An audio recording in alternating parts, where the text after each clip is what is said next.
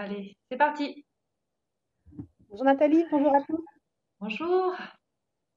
Aujourd'hui, je voulais te poser la question, est-ce que tes patients ont des problématiques de sommeil à régler? Oui, merci Émilie. Effectivement, donc les patients qui viennent me voir en tant que psychologue du travail, ils viennent souvent en me disant, bah, je dors plus. Soit j'arrive pas à m'endormir, soit je me réveille la nuit. Donc, moi, ce que je leur explique, c'est que quand ils sont hyper stressés dans leur travail, c'est normal qu'ils aient du mal à s'endormir.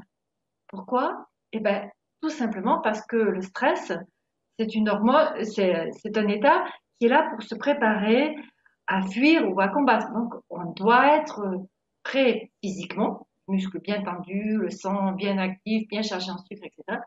Mais aussi, on doit être super vigilant.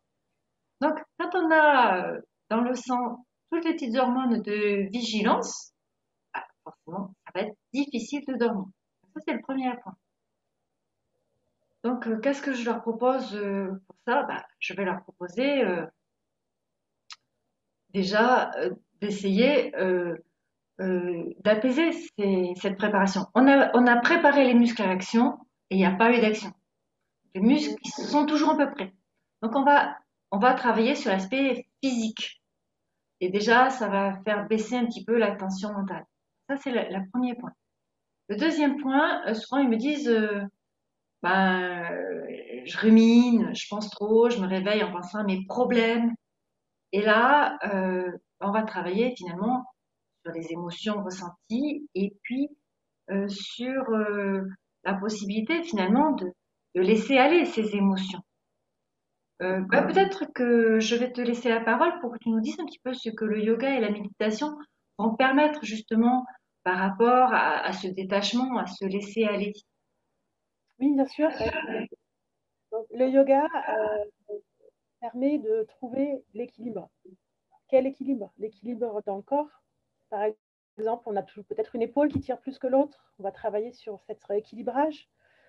Également un équilibre par rapport à la gestion des émotions et aussi un équilibre du souffle.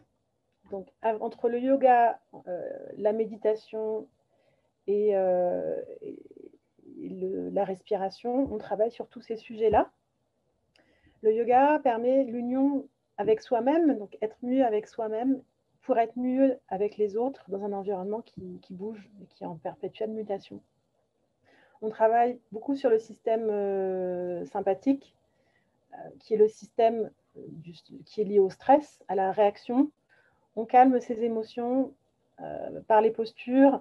Euh, Certaines postures de yoga peuvent être accentuées pour favoriser la libération émotionnelle et chasser hors du corps ce qui doit s'en échapper au fur et à mesure de la pratique.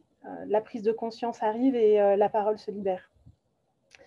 Le couplage de la respiration et des postures permet d'apaiser le système nerveux et permet de se calmer et d'apaiser son sommeil. Merci Émilie. Après, Au revoir à tous, à bientôt dans une prochaine vidéo. à bientôt, bonne journée.